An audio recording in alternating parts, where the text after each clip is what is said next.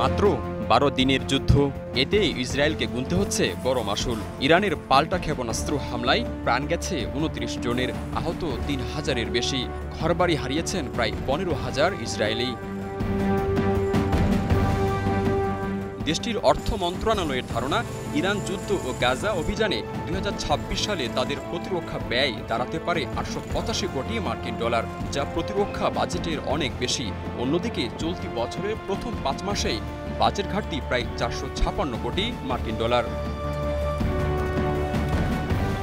ওয়াইনেটের তথ্য বলছে, ইরানের ছোড়া মিসাইল আঘাত এনেছে ইসরায়েলের অন্তত 63 জায়গায়। এতে সেখানকার বাসিন্দাদের অনেকেই আশ্রয় নিয়েছেন আবাসিক হোটেলে, আর এতে মোট ব্যয় প্রায় 3 কোটি মার্কিন ডলার। এদিকে ইরানি হামলায় ক্ষতিগ্রস্ত ভবন বিধ্বস্তের ক্ষতিপূরণ চেয়ে সরকারি দপ্তরে আবেদন জমা পড়েছে প্রায় 33,000। এছাড়া 8,000 আবেদনকারী ব্যবসা প্রতিষ্ঠান ক্ষতিগ্রস্তদের জন্য। আর এসব আবেদনের অর্ধেকের বেশি তেল আবিবে। এখানে আবেদনকারী প্রায় 26,000।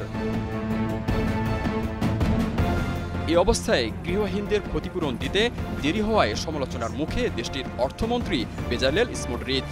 তার বিরুদ্ধে ক্ষোভ বাড়ছে ইসরায়েল জুড়েই, কারণ যুদ্ধের কারণে অনেকেই এখন কর্মহীন।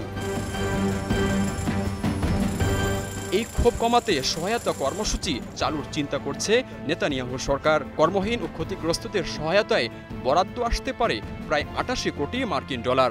তবে আবাসিক ভবন সংস্কারে ক্ষতিপূরণ দেয়া হবে কিনা এখনও তা স্পষ্ট নয়।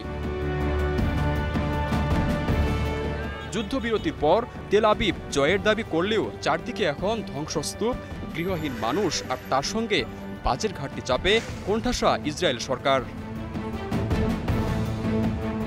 জাহিদুল ইসলাম রনে, স্টার নিউজ।